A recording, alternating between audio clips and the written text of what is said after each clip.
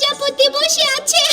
প্রতি বছরের মতো এবারও বইমেলায় ছুটির দিনে শিশুদের জন্য আয়োজন করা হয় শিশু প্রহর। সকাল 11টা থেকে এই আয়োজন চলে দুপুর 1টা পর্যন্ত। অভিভাবকদের হাত ধরে সোহরাদ্দি উদ্যানে পাপেট শো দেখতে আসে ক্ষুদে পাঠকরা। ঐতিহ্যবাহী পুতুল নাট্য আর কুজোবুড়ির বায়োস্কোপ গল্পে মেতে ওঠে ছোট সোনামণিরা। তপ্ত রোদের মাঝে নতুন আলোড়ন ছড়িয়ে পড়ে চারিদিকে, প্রাণ ফিরে পায় বইমেলা। কথা বলবো। আমি এখানে কার্টুন আর না বই আর না ঘোরার জন্য এসেছি। আমি কিনবো বুদ্ধিমান বিড়ালো, টুটি আর ডাইনো। মেলায় আমি ওদের সাথে নাচবো, গাইবো, এনজয় করব। তারপর বই কিনবো, পাপেট শো দেখলাম।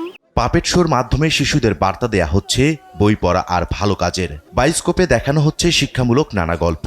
শিশুদের নিয়ে পরিবারের বড় সদস্যদের পদচারণাও উপভোগ্য হয়ে ওঠে মেলা প্রাঙ্গণ।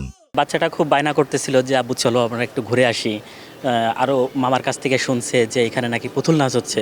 পুতুল নাচের সে খুব বড় ফ্যান, তো বেসিক্যালি ওইটা দেখার জন্য আসছে। আমি চাই যে সে তার বাংলা ভাষার সাথে পরিচয় হোক এবং চাই যে তার উন্নত বিকাশের জন্য তার বাংলা তার সহায়ক হোক।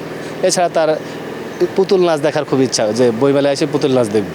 তথ্য প্রযুক্তির বাহিরে গিয়ে শিশুদের বই পড়ায় উদ্বুদ্ধ করে তোলার জন্য জানান লেখকেরা। পাঠ্য বইয়ের পাশাপাশি আউটবুক পড়ার জন্য শিশুদেরকে উদ্বুদ্ধ করার দরকার। তারা শিশুদেরকে যদি গল্প শোনায়, বইয়ের গল্প শোনায় এবং মোবাইল থেকে ফিরিয়ে বইমুখী করে, তাহলে আমরা একটা চমৎকার আগামী পাবো। বইমেলার শিশু প্রহর শুধু বিনোদন নয়, ভবিষ্যৎ প্রজন্মকে বইমুখী করে তোলার একটি গুরুত্বপূর্ণ উদ্যোগ বলে মনে করছেন সচেতন মহল। আজকে তো আমাদেরকে রবিন ভাইয়া ইকবাল অনিক, দেশ টিভি, ঢাকা।